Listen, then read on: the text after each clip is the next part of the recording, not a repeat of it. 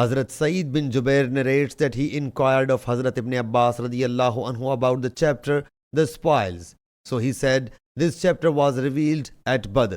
Imam Bukhari rahmatullah alayhi says, Ash-Shawka means edge. Murdafin means flokes after flokes. Radifani means come after me. Dhuku means taste the torment, experience it. It is not a test of mouth. Fayarkamuhu, gather them. Sharrad, to put apart.